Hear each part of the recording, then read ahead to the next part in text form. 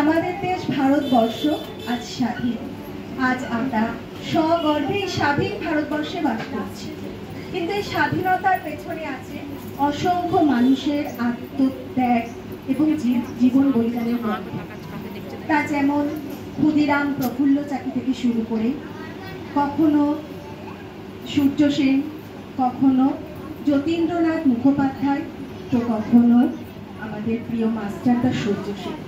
আমরা আমাদের পরবর্তী অনুষ্ঠানের মাধ্যমে এদেরই কিছু ছোট ছোট জীবনের গল্প তুলে ধরব।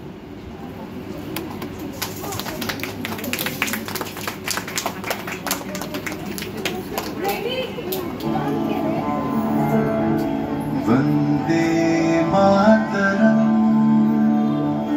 वंदे मातरम सुजलां सुफलां मलयज शीतलां शस्य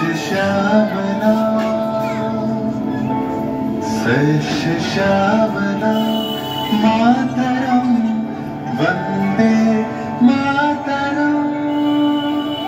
1908 সালের 11ই অগস্ট কিংসফোর্ডে বন্দে মাতরম বলার দোষে যে বালককে বেত মারার হুকুম দিলেন ব্রিটিশ সরকার, তারই পক্ষে দাঁড়িয়ে ক্ষুদিরাম বসু ও প্রফুল্ল চাকি সাহেবের পিটন গাড়ি লক্ষ্য করে বোমা চালালেন মুজাফফরপুরে। সাহেব নিহত হলেন না, তো নাবালক ক্ষুদিরামকে ফাঁসির হুকুম দেওয়া হলো। জননী কুলহ তুলে বুকে শান্তনু বাস দেহ তুলে চোখে কাঁদিছে তব চরণ তলে 30 কোটি নর নারী।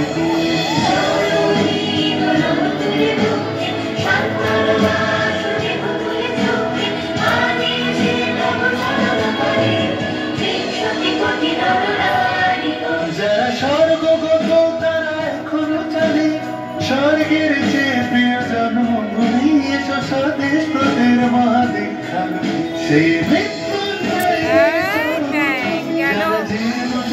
বুকে জাগালো মুখে জোগালো ভাষা আজি রক্ত কমলে গাথা আজি রক্ত কমলে গাথা মাতৃকা বিজয় লক্ষ্মী দেবতাদের কালে মুক্তির মন্দির শোকানো করে কত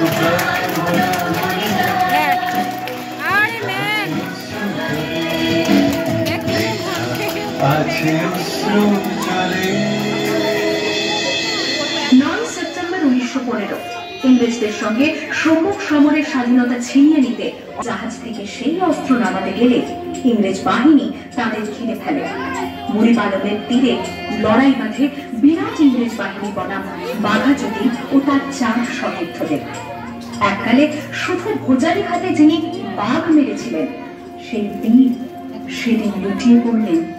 আমি হাসি হাসি পড়ব ফাঁসি দেখবে ভারতবাসী ও মা হাসি হাসি পড়ব ফাঁসি দেখবে ভারতবাসী একবার বিদায় দে মা ঘুরে আসি।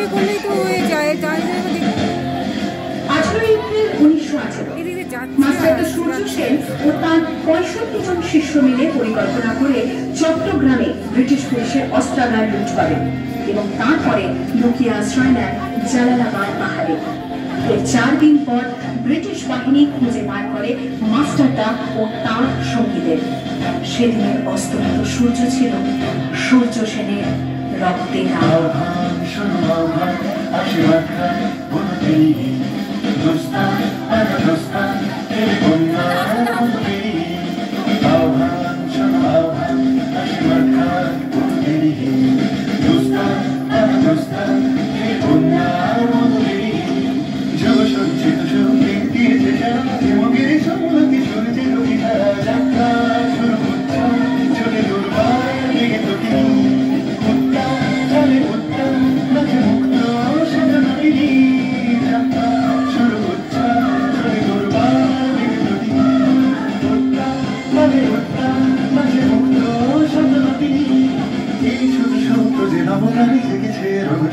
যে অধিকার অর্জনে এই সুযোগ নবপ্রাণীকে